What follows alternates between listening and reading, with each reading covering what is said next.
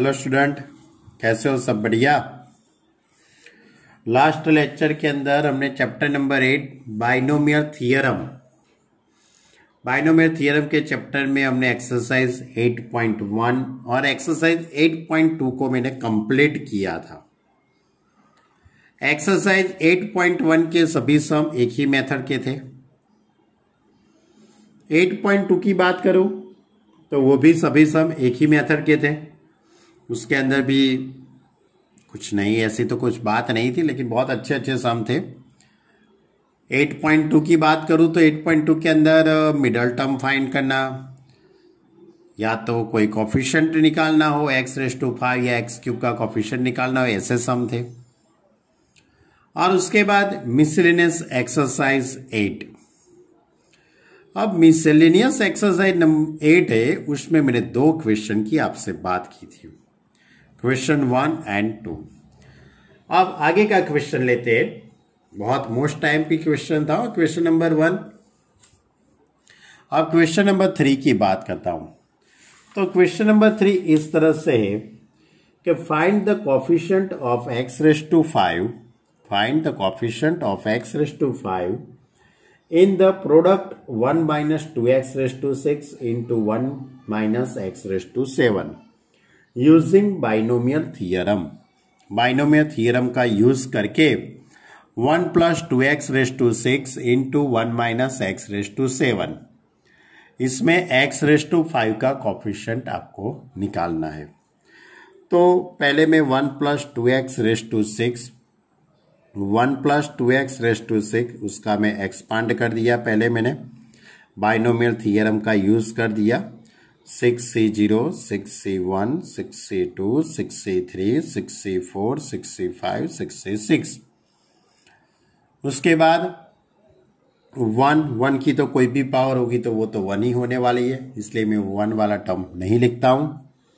लेकिन 2x⁵0, 2x⁵1, 2x⁵2, 2x⁵3, 2x⁵4, 2x⁵5 और 2x⁵6, इन सभी का मैंने सिंप्लीफाई दे दिया।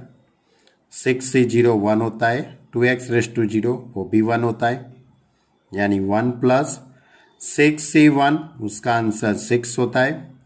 2x⁵1 2x ही होगा।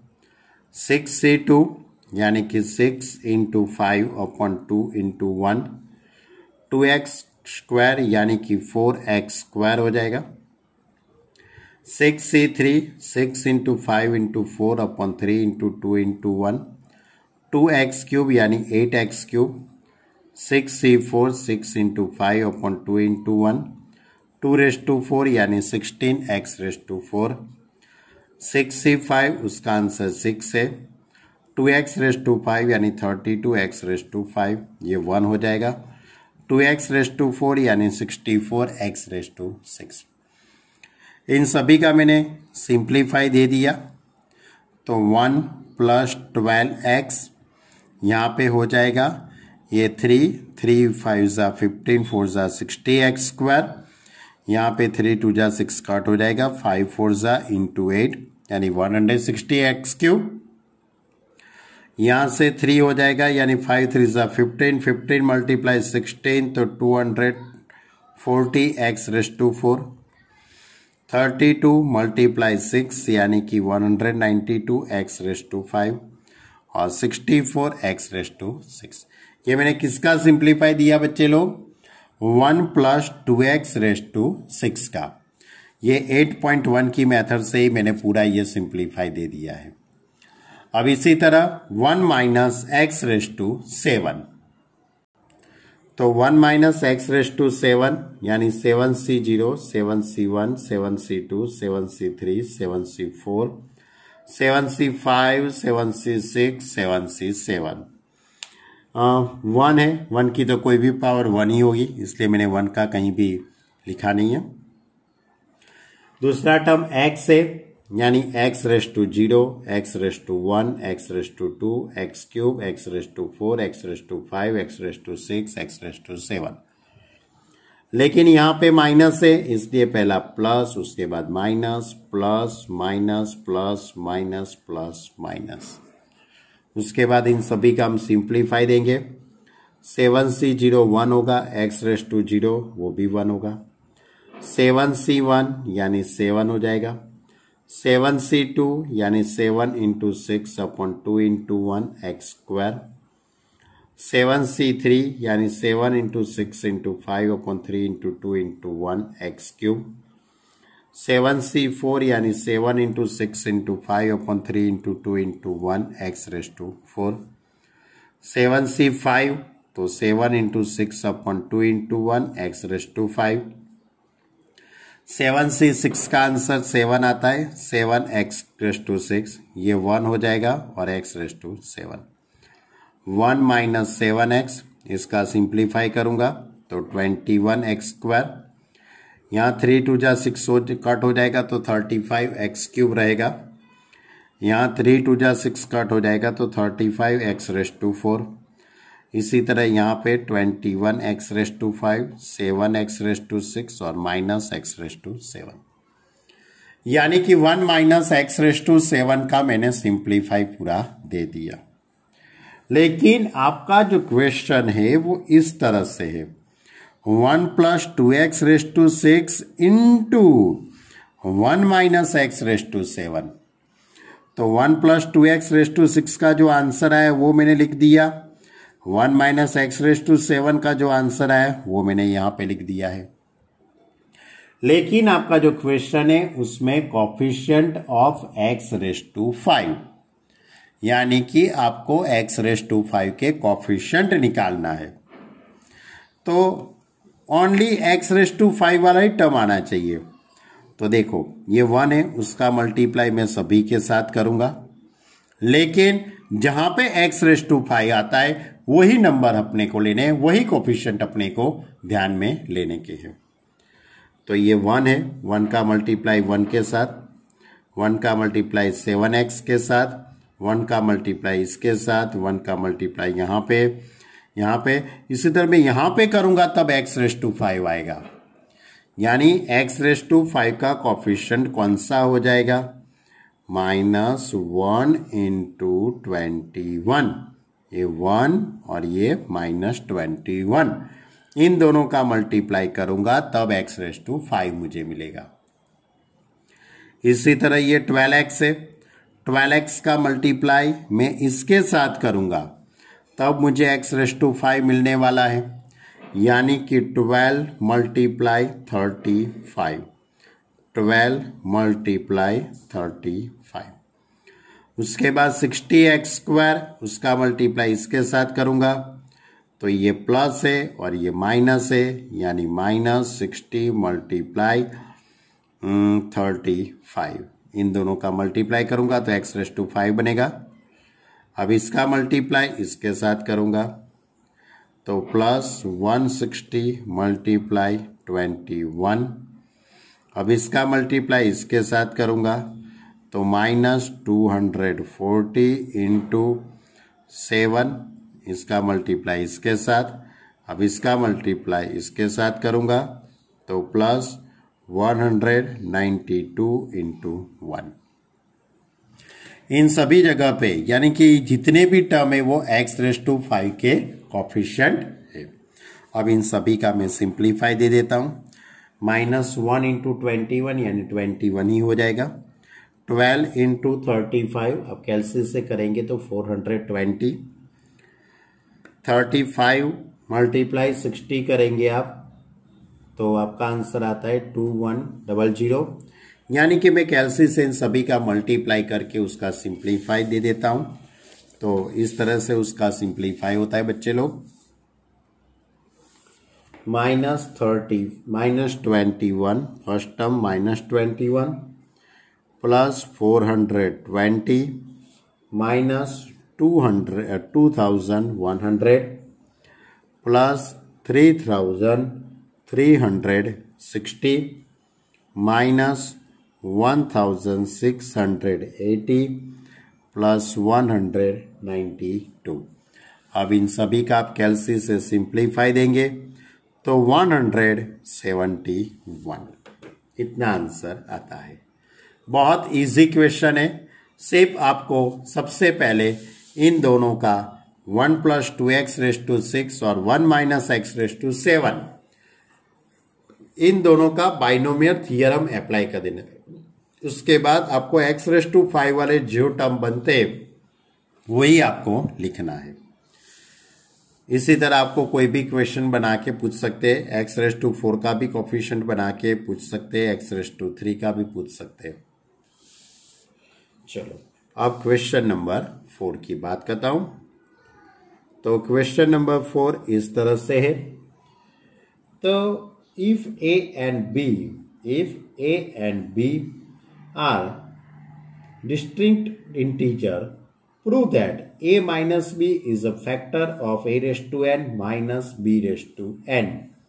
a⁻n minus b⁻n whenever n is a positive integer। बराबर, ये पॉजिटिव इंटीजर है। अब आपको ये जो क्वेश्चन है उसका स्टार्टिंग a⁻n से करना है। a⁻n का मैं यहाँ पे स्टार्टिंग करूंगा, इसके अंदर b को सब्ट्रैक्ट करता हूँ, b को ऐड करता हूँ, यानी कि a - b + b⁻n ऐसा मैं लिख सकता हूँ। अब इसके अंदर मैं इस तरह से सेटिंग करता हूँ, ये b पहले लिख देता हूँ प्लस a - b⁻n इस तरह से, क्योंकि बीच में प्लस है तो मैंने ये पहले लिख दिया, उसके बाद ये लिख दिया। अब आपके पास फॉर्मूला है NC0 b⁻n a - b⁻0। अब बाइनोमियल थियरम का यहाँ पे मैं यूज करता हूँ, एक्सपेंशन यानी कि एक्सपांड कर देता हूँ। पावर n है यानी NC0, पहला टर्म b है तो b⁻n और a - b⁻0 plus NC1 b⁻n - 1 a - b⁻1 plus NC2 b⁻n - 2 into a - b का square plus up to last term होगा NCn b⁻0 a - b⁻n। Clear, मैंने सिंप्लीफाई दे दिया। अब NC0 1 हो जाएगा, a - b⁻0 वो भी 1 हो जाएगा, यानी b⁻n रहेगा। NC1 उसका आंसर n आता है, n into b⁻n - 1 into a - b। Clear.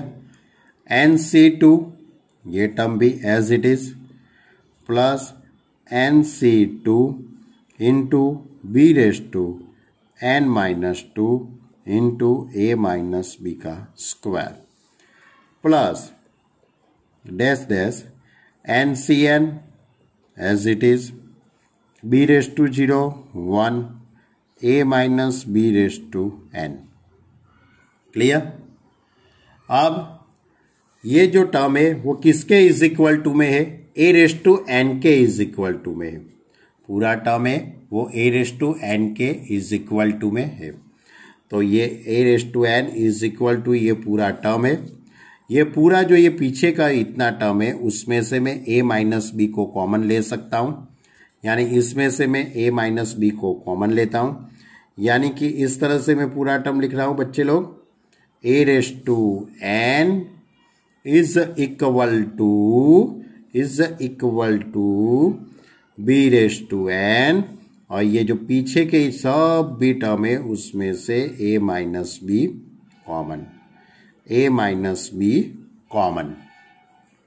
तो a - b कॉमन निकल जाएगा, तो n into b⁻n - 1 plus NC2 b⁻n - 2 into a - b plus up to NCn a - b⁻n - 1।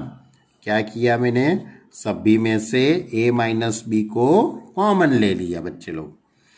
अब ये b⁻n को इस साइड ले लेते हैं, तो क्या हो जाएगा a⁻n - b⁻n, ये टर्म एज इट इज, यानी a - b इंटू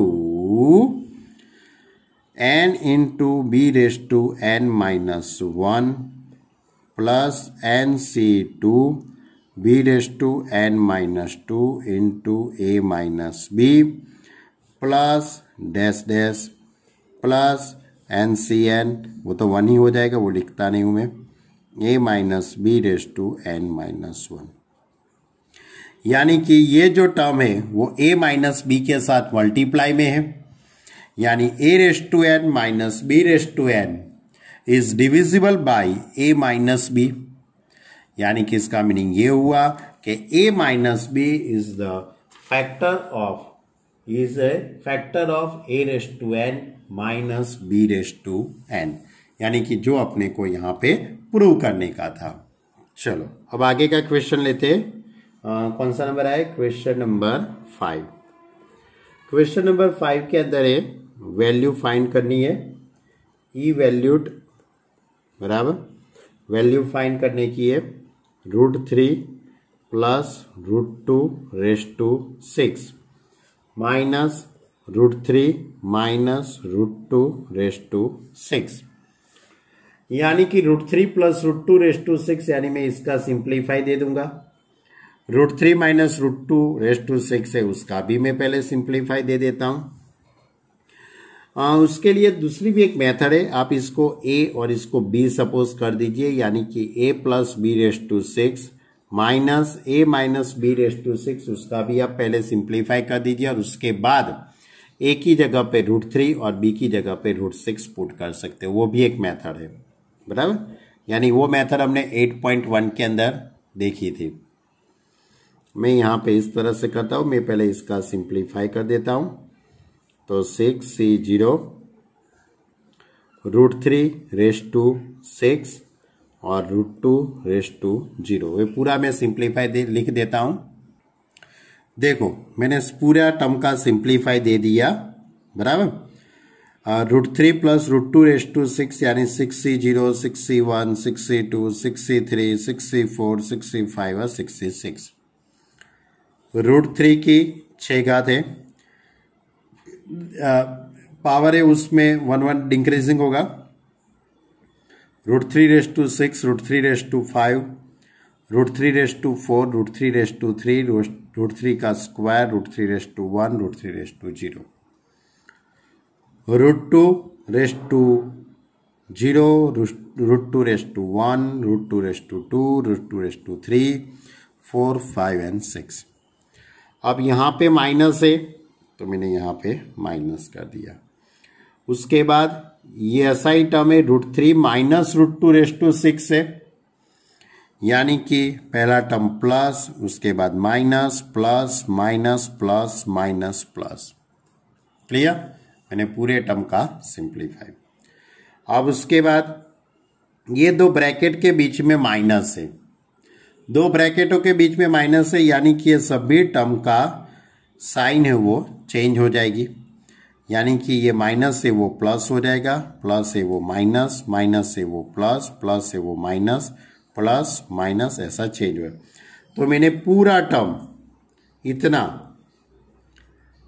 होगा ना बराबर, इतना टर्म मैंने यहां से स्टार्ट करके यहां तक का पूरा टर्म मैंने फिर से लिखा, लेकिन उसमें ये जो पीछे वाले जो टर्म थे इसका जो मैंने सिंप्लीफाई दिया था, इसका मैंने जो एक्सपांड किया था उसका मैंने सभी का साइन चेंज कर डाली, यानी इस तरह से हो गया। अब कौन सा टर्म कट होता है वो देखो आप, तो ये 6c0 कट हो जाएगा, 6c0 वाला टर्म कट हो जाता है, 6c1 वाला टर्म कट नहीं होता है, वो 2 बार रहता है, इसलिए 2 into 6c1 2 into 6c1 √3 raise to 5 और √2 रेस टू 1। उसके बाद 6c2 वाला टर्म कट हो जाएगा, 6c3 वाला टर्म 2 बार हो जाएगा, यानी प्लस 6c3 प्लस 6c3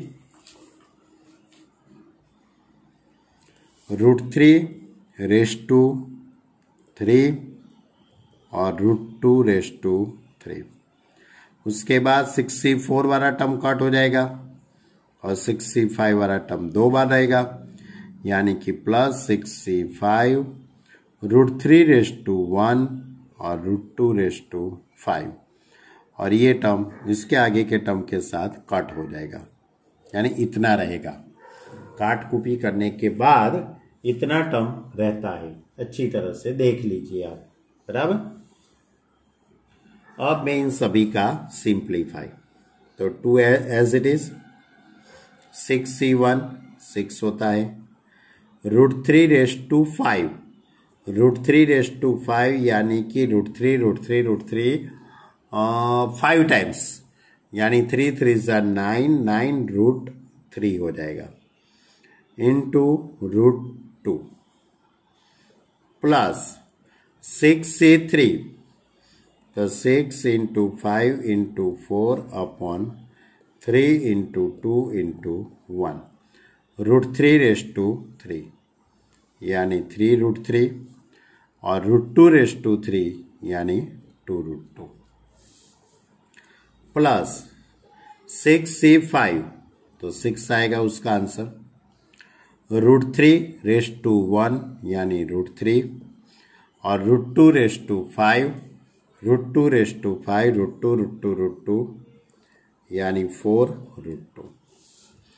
अब इज इक्वल टू 2 × 6 9 54 √6, 3 2 6 कट हो जाएगा, 20 26 120 √6 प्लस 24 √6, 6 4 24, ये √3 और √2 यानी √6 हो जाएगा। अब इन सभी का हम एडिशन करेंगे। अब इन सभी का मैं एडिशन करता हूं तो ये होता है 124 यानी कि 198 √6। अब इसका मल्टीप्लाई इसके साथ करूंगा तो 396 √6, ये आंसर आएगा, बराबर। क्वेश्चन बहुत छोटा है, लेकिन आपको थोड़ा ध्यान से लिखेंगे तभी मजा आएगी। देखो, सबसे पहले मैंने क्या किया, पूरा सिंप्लीफाई दे दिया, उसके बाद बीच में माइनस है इसलिए साइन चेंज कर दे, यानी ये दूसरा स्टेप हुआ। उसके बाद जो पॉजिटिव नेगेटिव वाले वो कट हो गए और जो बाकी रहता है वो लिखा, ये तीसरा स्टेप हुआ। उसके बाद फोर्थ के अंदर सिंप्लीफाई, 4 5 6 स्टेप का ही है।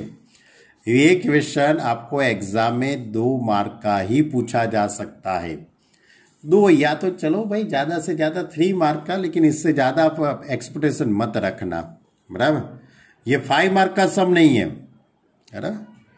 चलो ऐसा ही एक दूसरा सम है, उसके बाद वाला ही है। क्वेश्चन नंबर 6 की बात करते हैं।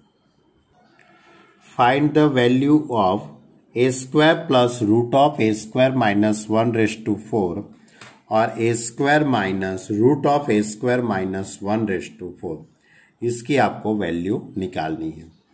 तो मैं यहाँ पे क्या करता हूँ बच्चे लोग, मतलब थोड़ा अपना आपको अच्छी तरह से मालूम पड़े उस मुताबिक, मैं a² है उसको मैं x सपोज कर लेता हूँ, x इज x², बराबर। Assume x is equal to a² and y is equal to √a² minus 1, ये सपोज कर लेता हूँ।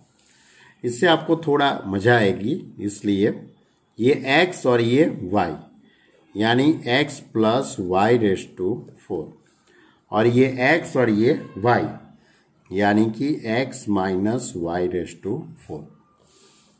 अब मैं यहाँ पे बाइनोमियल थियरम अप्लाई कर देता हूँ, 4c0 x⁴ y⁴, इसके लिए plus 4c1 x⁵ y⁴ plus 4c2 x² y² plus 4c3 x⁴ और y⁴ plus 4c4 x⁴ y⁴। अब ये term plus 4c0 x raise to 4 y raise to 0 minus 4c1 x raise to 3 y raise to 1 plus 4c2 x square y square minus 4c3 x raise to 1 y raise to 3 plus 4c4 x raise to 0 y raise to 4। Clear? ये मैंने पूरा x plus y raise to 4 का मैंने simplify दे दिया और x minus y raise to 4 का simplify दे दिया। अब इसमें से पॉजिटिव नेगेटिव वाले टर्म कट कर देते। 4c0 प्लस है यानी कि ये 2 बार हुआ, यानी कि 2 into 4c0 x raise to 4 y raise to 0। 4c1 cut हो जाएगा।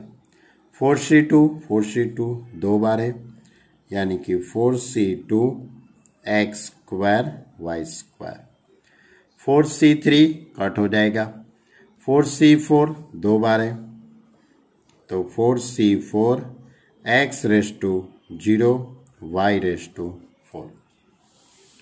अब इन सभी का मैं सिंप्लीफाई 2 इंटू 4c0 यानी कि 1 वाई रेस टू 0 यानी 1 x raise to 4। 4c2 4 into 3 upon 2 into 1 x square y square. 4c4 that is 1, ये भी 1 यानी कि 1 इंटू वाई रेस टू 4। इस तरह से टर्म हुआ 2 इंटू एक्स रेस टू 4, ये हो जाएगा 6 हो जाएगा 6 x square y square plus y raise to 4। ये करने से आपको थोड़ा सिंप्लीफाई देने में मजा आएगी। यानी कि मैंने क्या किया, x plus y raise to 4 plus x minus y raise to 4, इसका मैंने सिंप्लीफाई करके आपको बताया। Hence x plus y raise to 4 plus x minus y raise to 4 is equal to, क्या आंसर आता है, 2 into x raise to 4 plus 6 x square y square plus y raise to 4। अब मैं इसके अंदर वैल्यू पुट कर देता हूं। x की जगह पे ए स्क्वायर पुट करता हूं, x की जगह पे ए स्क्वायर एंड y की जगह पे under root of a square minus 1, ये वैल्यू मैं यहाँ पे पुट करता हूं। तो क्या हो जाएगा, x की जगह पे ए स्क्वायर यानी a square plus under root of a square minus 1 raise to 4 a square minus under root of a square minus 1 raise to 4 is equal to, यानी कि x की जगह पे ए स्क्वायर, तो 2 इंटू एक्स स्क्वायर का भी ए square का भी स्क्वायर, स्क्वायर नहीं रेस टू 4 आएगा। अब 6 इंटू एक्स स्क्वायर यानी ए स्क्वायर का भी स्क्वायर, ये under root of a square minus 1 का square plus under root of a square minus 1 raise to 4। Clear? y की जगह पे क्या पुट कर दिया, root of a square minus 1। अब इसका सिंप्लीफाई 2 इंटू ए स्क्वायर यानी कि a raise to 8 plus 6 a raise to 4 into a square minus 1 plus root of a square minus 1 raise to 4, root of a square minus 1 raise to 4 यानी a square minus 1 का square. Clear? अब 2 into a raise to 8 plus ये अंदर multiply में जाएगा 6 a raise to 4 6a⁻6 हो जाएगा। Sorry बच्चे लोग, क्योंकि ये 4 पावर है और ये 2 पावर है, तो a⁻6 हो जाएगा। -6a⁻4। अब a² -1 का स्क्वायर यानी कि a⁻4 -2a² + 1। अब इसका सिंप्लीफाई, तो 2 × a⁸ प्लस 6 × a⁶। अब इन दोनों का सब्ट्रैक्शन होगा, तो 5a⁴ -2a² + 1। अब ये 2 है, उसका अंदर मल्टीप्लाई करेंगे, तो 2a⁸, 6 2 12, a⁻6, 10a⁴, 4a² + 2। Clear? यानी कि इस तरह से सबसे पहले आपको इस तरह से x + y⁴ और x - y⁴ का आपको पूरा सिंप्लीफाई देना है। चलो आगे एक छोटा सा क्वेश्चन है, question number 7। Find an approximation of 0.99⁵ using the first 3 term of its expansion। यानी कि इसके ओनली 3 टर्म का आपको यूज करना है। वैसे तो 6 टर्म मिलेंगे ना, पावर 5 है तो एक्सपांड करेंगे तो 6 टर्म हो जाएंगे, लेकिन उसमें शुरुआत के जो 3 टर्म है उसके पर से इसकी वैल्यू क्या हो सकती है, अप्रोक्सीमेटरी वैल्यू क्या हो सकती है, बराबर। तो 0.99 दैट इज 1 - 0.01⁵5 हो जाएगा। अब रेश्टू में 5 है, यानी कि मैं इसका 5c0 0.01⁵0 -5c1 0.01⁵1 प्लस 5c2 0.01 उसका भी स्क्वायर हो गए 3 टर्म। उसके आगे आपको नहीं लिखना है, ये पहला टर्म, ये दूसरा और तीसरा, इसके आगे के टर्म आपको नहीं लिखने, बस ऐसे डैश डैश करके छोड़ देने का है। क्यों? क्योंकि आपको सिर्फ 3 टर्म का ही सिंप्लीफाई देना है। 5c0 1 हो जाएगा, 0.01⁵1 यानी कि 1। 5c1 उसका आंसर 5 आता है, 0.01। ये 5c2 उसका जो आंसर लाएंगे तो 5 × 4/2 × 1 और 0.01 का स्क्वायर प्लस डैश डैश। अब ये हो जाएगा 1 माइनस इन दोनों का मल्टीप्लाई -0.5 प्लस ये 10 यानी कि 10 × 0.01 का 2 पावर यानी 1 2 3 और ये 4 प्लस डैश डैश।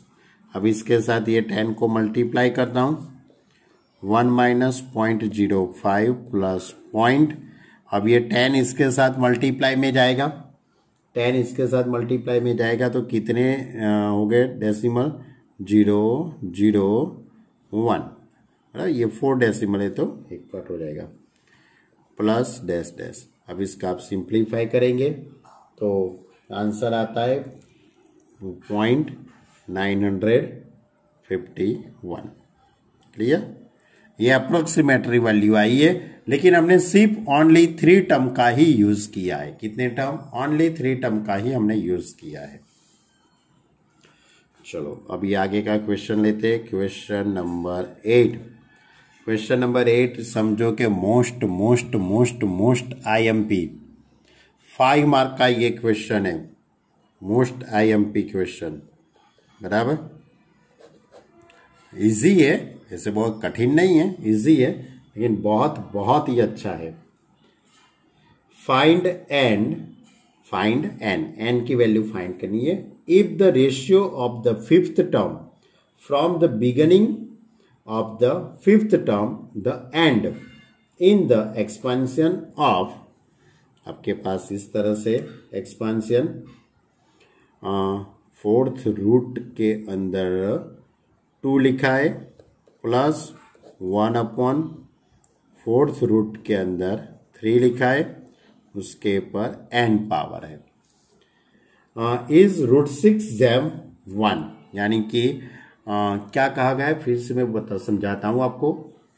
ये जो इसका आप सिंप्लीफाई करेंगे, बाइनोमियल थ्योरम का आप यूज करेंगे, NC0 NC1 उसका, तो उसमें जो पांचवा टर्म होगा, 5th नंबर का टर्म बिगनिंग, यानी शुरुआत के जो पांचवा जो टर्म है वो, और लास्ट के जो पांचवा टर्म है वो, 5th term from the end, 5th term from and, बराबर, उन दोनों का रेशियो √6 जैम 1 दिया है और n की वैल्यू आपको निकालनी है।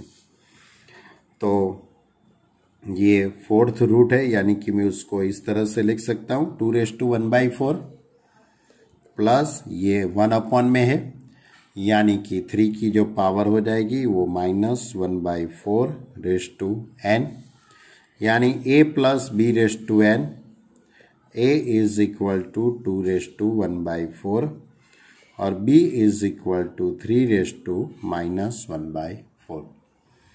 ये a और ये b, a is equal to 2⁴ और b इज इक्वल टू 3⁻⁻⁴। अब मैं TR+1 की फॉर्मूला अप्लाई करता हूं। तो TR+1 की formula NCR a⁻n−r into b⁻r। अब ये फॉर्मूला के अंदर वैल्यू पुट करता हूं। TR+1 is equal to NCR, a that is 2⁴n−r और b that is -3⁻⁻⁴r। Clear? अब इसका इसके साथ में मल्टीप्लाई कर देता हूं, इसका भी मैं मल्टीप्लाई कर सकता हूं। अभी उसको वैसा का वैसा ही रहने देते, इसमें कुछ नहीं चेंजिंग करते। हाँ, इसको मैं रिजल्ट नंबर 1 कहता हूं। Clear? It is a result number 1। अब मुझे बिगिनिंग यानी शुरुआत का पांचवा टर्म निकालना है। तो पांचवा टर्म निकालने के लिए मैं r इज इक्वल टू क्या लूंगा, r की वैल्यू 4 लूंगा ना। मैं यहां पे r की जगह पे 4 पुट करूंगा, तभी तो मुझे पांचवा टर्म मिलेगा। तो now put r is equal to 4 in result number 1। ये रिजल्ट नंबर 1 है, उसमें मैं r की जगह पे 4 पुट करता हूं। तो r की जगह पे 4 पुट करूंगा तो T5 हो जाएगा 4 + 1, NC4 r की जगह पे 4, 2⁴(n−4) 3⁻⁻⁴ इंटू (⁻⁴) में 4, ये 4 कट हो जाएगा। तो T5 is equal to NC4 2⁻n−4/4 into 3⁻⁻1। ये मैंने कौन सा टर्म निकाला, शुरुआत का पांचवा टर्म। अब एंडिंग में हम सिंप्लीफाई करते हैं तो उसमें से एंडिंग में से 5th नंबर का टर्म कौन सा होगा वो निकालना है। अब आपको थोड़ा समझना है, थोड़ा दिमाग लगाना है। वैसे तो आप सब बुद्धिशाली हो, बहुत इंटेलिजेंट स्टूडेंट हो, लेकिन थोड़े अपना दिमाग लगा लो। जैसे कि आपके पास a + b⁵ सपोज 8 है, a + b⁵ होते तो उसके अंदर टोटल टर्म कितने होते, टोटल 9th टर्म होते हैं ना। टोटल टर्म कितने होते हैं, हाउ मेनी टर्म्स, 9 टर्म होते हैं ना। जितनी पावर होती है उससे एक टर्म ज्यादा होता है। सपोज आपके पास a + b⁵ 11 लिखा है मैंने, तो इसके अंदर टोटल टर्म कितने हो गए, टोटल टर्म्स इज आर कितने हो गए 12 टर्म हो गए। कितने टर्म हो गए 12, यानी कि ये 12वां टर्म हुआ। जो लास्ट जो टर्म है a plus b raise to n का a plus b raise to 11 a plus b raise to 11 का हम एक्सपांड करेंगे, इसको हम एक्सपांड करते हैं तो लास्ट वाला टर्म कौन सा होगा 12th वाला टर्म होगा। उसके आगे का टर्म होगा वो 11th वाला टर्म होगा। इसके आगे का टर्म होगा वो 10th वाला टर्म होगा। इस तरह से हम सोच सकते हैं ना, पीछे जाए तो एक एक टर्म घट रहा है, बराबर। ये 12वां टर्म है, ये 11वां टर्म है, ये 10वां टर्म है, उसके आगे 9 वाला टर्म है। तो इसी तरह आपके पास जो भी एक्सपांड है वो a plus b raise to n है। तो a plus b raise to n का जो मैं एक्सपांड करूंगा तो उसका लास्ट टर्म कौन सा होगा n प्लस 1th टर्म होगा। लास्ट टर्म कौन सा होगा n प्लस 1 टर्म होगा। उसके आगे का टर्म कौन सा होगा तो इसमें से घटाओ यानी nवां टर्म होगा। इसके आगे का टर्म कौन सा होगा n माइनस 1वां टर्म होगा, बराबर। इसके आगे का टर्म क्या होगा n माइनस 2th टर्म होगा। इसके आगे का टर्म कौन सा होगा n माइनस 3th टर्म होगा। इसके आगे वाला टर्म होगा वो n माइनस 4th टर्म। ऐसे आप लिखते जा सकते हो। ऐसे उल्टा लिखना है। ऐसे कैसे लिखना है उल्टा, ऐसे उल्टा जाना है। तो आपको लास्ट में से 5th नंबर का टर्म कौन सा है, एंडिंग में से 5th नंबर का टर्म 1 2 3 4 5। तो लास्ट में से 5th नंबर का टर्म कौन सा होगा n minus 3th term. n minus 3th term is end of 5th term, बराबर। एक्सपांड करेंगे तो उसमें से लास्ट में से 5th नंबर का टर्म कौन सा होगा n माइनस 3th टर्म। तो आपको n माइनस 3th टर्म निकालना है। तो n माइनस 3th टर्म निकालने के लिए मैं रिजल्ट नंबर 1 के अंदर मैं r की जगह पे मैं क्या पुट करूंगा बच्चे लोग। मैं r की जगह पे क्या पुट कर सकता हूं, सोचो सोचो सोचो। पुट r माइनस 4, r की जगह पे मैं क्या पुट करूंगा r minus 4 in replace of r, बराबर। r की जगह पे r in equation 1। Result number 1 में r की जगह पे r माइनस 4 पुट करने पर तो क्या हो जाएगा t r minus 4 plus 1 is equal to n c r।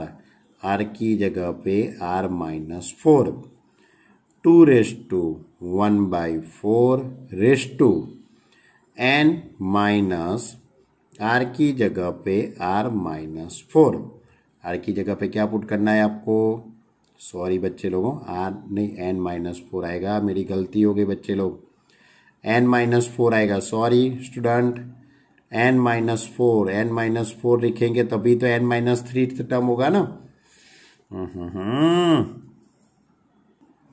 r की जगह पे n माइनस 4, r की जगह पे n माइनस 4 तभी तो n माइनस 3 टर्म होगा is equal to n c n minus 4। यहाँ पे क्या हो जाएगा बच्चे लोग, देखो n कट हो जाएगा तो 2 raise to 1 by 4 n cut हो जाएगा तो रेस टू 4। यहाँ पे एक टर्म लिखना रह गया 3 raise to minus 1 by 4 into n minus 3। थोड़ा छोटा लिखा है मैंने, 3 raise to minus 1 by 4 raise to n minus 4 शिट n माइनस 4।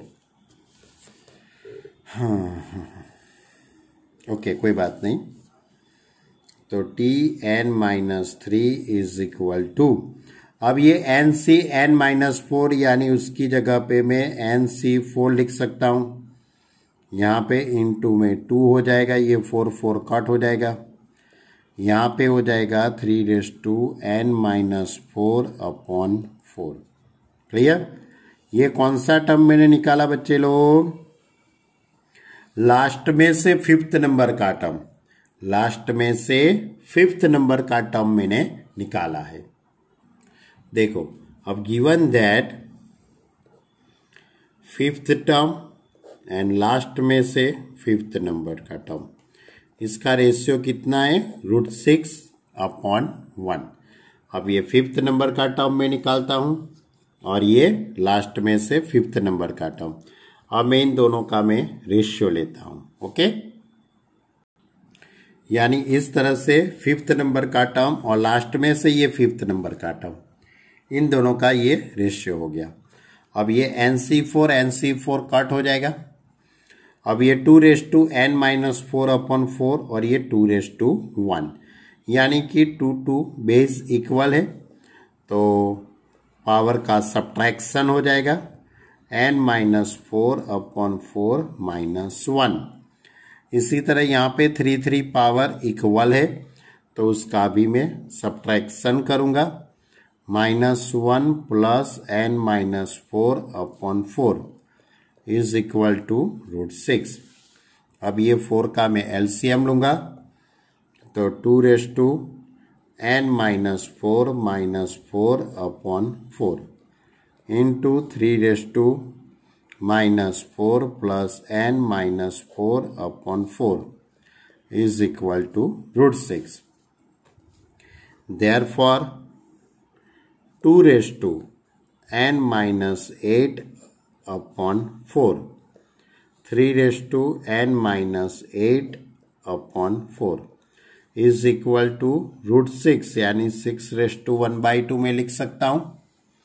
अब ये पावर इक्वल है, तो बेस का मैं मल्टीप्लाई कर सकता हूं, 3 × 2 = 6, 6n-8/4 इज इक्वल टू 6/1/2।